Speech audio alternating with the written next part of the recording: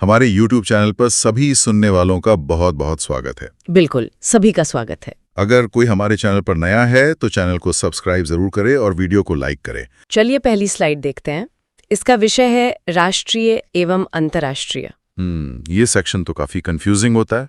हाँ, तो यहाँ पहला पॉइंट है ब्रिक्स 2026 की अध्यक्षता जो भारत के पास है। अच्छा, ब्रिक्स भारत में, और G20 समिट 2026 के बारे में क्या है?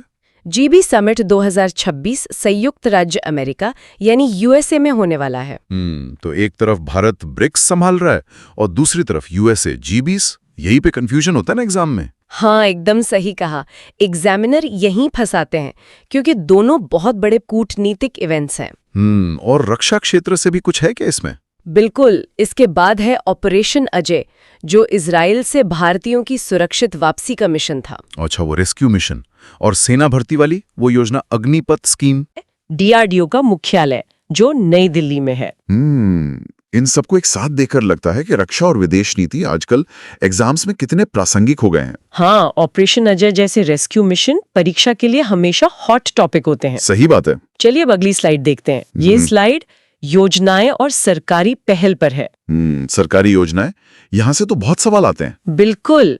इसमें सबसे पहले PM विश्वकर्मा योजना है जो पारंपरिक कारीगरों के लिए है। अच्छा, कारीगरों के लिए।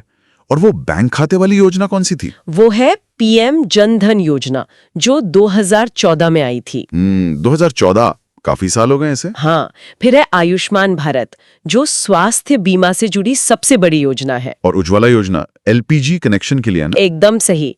लेकिन इस स्लाइड में एक बहुत ही खास योजना है, स्माइल योजना। स्माइल योजना, इसका नाम तो बहुत सकारात्मक है।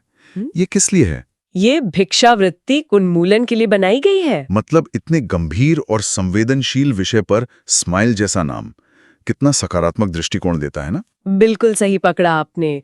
और ध्यान रहे कि जनधन जैसी पुरानी योजनाओं के वर्ष आज भी पूछे जाते हैं। अच्छा, पुरानी होने के बावजूद? हाँ, क्योंकि ये अर्थव्यवस्था के बड़े गेम चेंजर रहे हैं। समझ गया। चलिए अब अगली स्लाइड देखते हैं। यह महत्वपूर्ण दिवस यानी इम्पोर्टेंट डेज पर है। अरे, तारीखें रटना तो सबसे मुश्किल काम है। हाँ, लेकिन हम इसे आसान बनाएंगे। वर्ल्ड एथलेटिक्स डे 5 मई को होता है। अच्छा, और इंटरनेशनल फायर फाइटर्स डे 4 मई को? बिल्कुल। और वर्ल्ड एनवायरनमेंट डे 5 जून को मनाया जाता है। 5 जून तो याद रहता है। और इंटरनेशनल विमेंस डे 8 मार्च को होता है ना? एकदम सही। और अंत में नेशनल साइंस डे 28 फरवरी को मनाया जाता है। ये 4 और 5 मई वाली तारीखें बहुत कंफ्यूज करती है। हाँ, एक साथ होने की वजह से इन्हें याद रखने का एक तरीका है। हम सोच सकते हैं कि फायर फाइटर्स आग बुझाने के लिए एथलीट्स की तरह तेज दौड़ते हैं। मतलब 4 को फायर फाइटर्स और 5 को एथलीट्स। अरे वाह, ये तो बहुत ही बढ़िया निमोनिक है।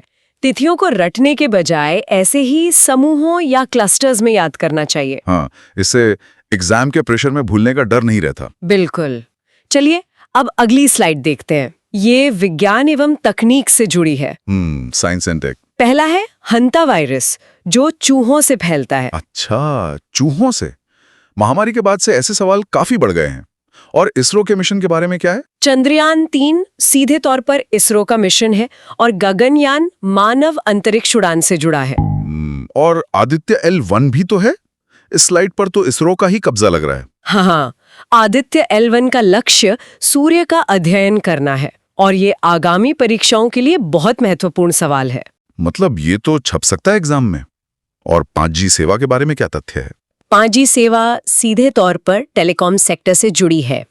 ये तो काफी बेसिक लेकिन जरूरी तथ्य है। एकदम सही। चलिए अब अगली स्लाइड देखते हैं। ये अर्थव्यवस्था के बारे में है। अच्छा, इकोनॉमी। RBI का मुख्यालय मुंबई में है और भारत की मुद्रा रुपया है। ये तो सबको पता ही होता है। कुछ ट्रिकी सवाल हैं क्या इसमें? हाँ, GST लागू होने की तिथि 1 जुलाई 2017। ये बहुत अहम है।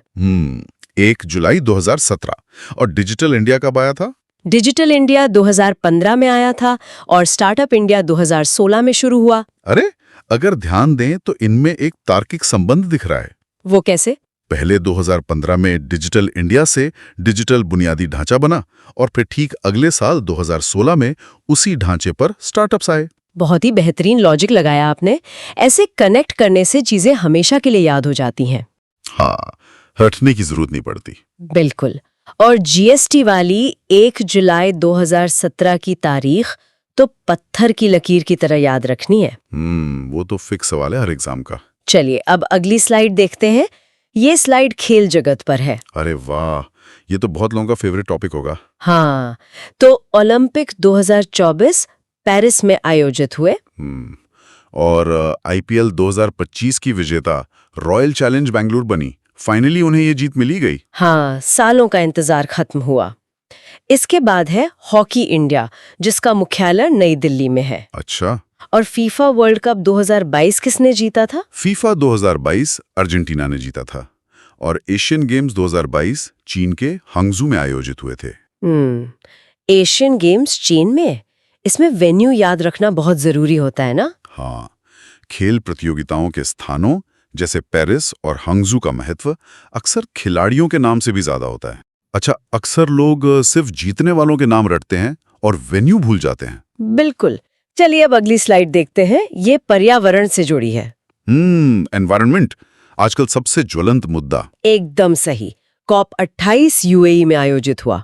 अच्छा, कॉप 28 यूएई में। और प्रोजेक्ट टाइगर कब शुरू हुआ था? प्रोजेक्ट टाइगर 1973 में शुरू हुआ था। 1973। और भारत का राष्ट्रीय पशु बाघ है और राष्ट्रीय पक्षी मोर है। मुझे तो प्रोजेक्ट टाइगर और हमारे राष्ट्रीय पशु बाघ का कनेक्शन बहुत गहरा लगता है। हाँ, वो कैसे? मतलब देखिए ना, कैसे एक प्रोजेक्ट ने पूरी प्रजाति को विलुप्त होने से बचा लिया और आज वो हमारा गौरव है। बिल्कुल।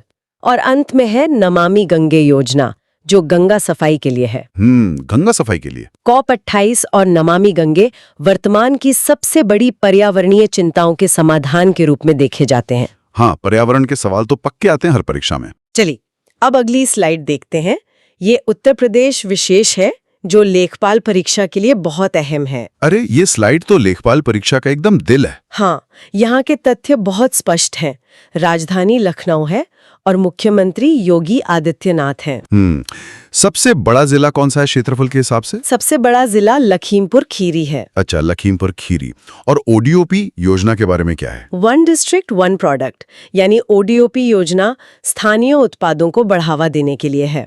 ये ओडीओपी योजना अर्थव्यवस्था को कैसे बदल रही है? ये बहुत दिलचस्प है। हर जिले की अपनी एक अलग पहचान बन रही है। बिल्कुल सही कहा। और इस स्लाइड का 5वां तथ्य है काशी विश्वनाथ कॉरिडोर, जो वाराणसी में है। वाराणसी में। उत्तर प्रदेश की परीक्षाओं में लखीमपुर खीरी और ओडीओपी जैसे तथ्य हमेशा स्कोरिंग होते हैं। हाँ, इनमें तो बिल्कुल भी गलती नहीं होनी चाहिए, एकदम पक्के नंबर हैं। एकदम सही। चलिए अब अगली स्लाइड देखते हैं। ये विविध यानी मिसलेनियस सेक्शन है। इसमें अक्सर आसान लगने वाले लेकिन ट्रिकी सवाल होते हैं। हाँ, जैसे संविधान दिवस 26 नवंबर को होता है। अच्छा, 26 नवंबर को। और संविधान लागू होने की तिथि 26 जनवरी 1950 है। बिल्कुल। और यहीं पर छात्र अक्सर गलती करते हैं। हाँ, इन दोनों तिथियों का अंतर समझना बहुत जरूरी है। एग्जाम हॉल के दबाव में लोग अक्सर कंफ्यूज हो जाते हैं। एकदम सही। इसके बाद है नीति आयोग के अध्यक्ष, जो हमेशा प्रधानमंत्री होते हैं। अच्छा, तो ये फिक्स रहता है? और राष्ट्रपति का कार्यकाल कितना होता है? वो 5 वर्ष का होता है। और अंत में यूएनओ का मुख्यालय न्यूयॉर्क में स्थित है। नीति आयोग वाला तथ्य भी बहुत घुमा फिराकर पूछा जाता है ना? हाँ, नीति आयोग के अध्यक्ष के रूप में प्रधानमंत्री की भूमिका बहुत महत्वपूर्ण है, इसलिए ये बार बार पूछा जाता है। ठीक है, अब आगे बढ़ते हैं। आरोग्य मैत्री क्यूब का जिक्र है, जो एक पोर्टेबल अस्पताल है। अरे, ये आरोग्य मैत्री क्यूब का आइडिया तो मुझे बहुत ही शानदार लगा। हाँ, ये बहुत ही इनोवेटिव है। एक ऐसा पोर्टेबल अस्पताल जिसे कहीं भी ले जाया जा सके। ये तो भविष्य की स्वास्थ्य सेवा का बेहतरीन मॉडल है। बिल्कुल, आपदा के समय ये बहुत काम आता है। जी। इसके अलावा RODTEP योजना है, जो निर्यात प्रोत्साहन के लिए है। निर्यात प्रोत्साहन। और आदित्य L1 भी यहाँ फिर से है ना, भारत का पहला सोलर मिशन। हाँ, ध्यान दीजिए कि आदित्य L1 इस सूची में दूसरी बार आया है। अच्छा, विज्ञान वाली स्लाइड में भी था ये। बिल्कुल, ये साबित करता है कि ये तथ्य परीक्षा के लिए कितना ज्यादा महत्वपूर्ण है। मतलब ये तो छपने वाला है एग्जाम में। और मेक इन इंडिया कब शुरू हुआ था? मेक इन इंडिया 2014 में शुरू हुआ था और स्किल इंडिया 2015 में। यहाँ भी 14 और 15 का वो लॉजिक दिख रहा है। पहले 14 में मैन्युफैक्चरिंग को बढ़ावा दिया और फिर 15 में स्किल सिखाई। एकदम सही। यही विश्लेषणात्मक नजरिया एक सामान्य छात्र को टॉपर बनाता है। तो यहाँ हमारे सभी 50 तथ्य पूरे होते हैं। वाह, इस 50 प्रश्नों के फास्ट ट्रैक सफर को समेटते हुए हमने अंतर्राष्ट्रीय राजनीति से लेकर उत्तर प्रदेश के ओडीओपी तक का सफर तय कर लिया। हाँ, मेरी सभी उम्मीदवारों को यही अंतिम सलाह है कि इन वन लाइनर्स को बार बार दोहराएं। रिवीजन का कोई विकल्प नहीं। बिल्कुल, रिवीजन ही सबसे बड़ा हथियार है। बिना लंबे स्पष्टीकरण के इन तथ्यों को टू द पॉइंट याद रखना ही सफलता की कुंजी है। एकदम सही बात है। खैर, इस ज्ञानवर्धक चर्चा को समाप्त करने से पहले मैं सोचने के लिए एक बहुत ही दिलचस्प बात छोड़ना चाहता हूँ। वो क्या है? जरा सोचिए, एक तरफ भारत पीएम विश्वकर्मा योजना के जरिए अपने पारंपरिक कारीगरों को मजबूत कर रहा है, जो हमारी जड़ें हैं। हाँ, बिल्कुल। और ठीक उसी समय दूसरी तरफ गगनयान के जरिए मानव को अंतरिक्ष में भेज रहा है। हाँ, ये संतुलन ही हमारी असली ताकत है। क्या यही परंपरा और तकनीक का संतुलन एक आधुनिक और सशक्त देश की असली पहचान नहीं है? इसी विचार के साथ सभी को अपनी तैयारी पूरे जोश से जारी रखनी चाहिए। बिल्कुल। सभी को बहुत बहुत शुभकामनाएं।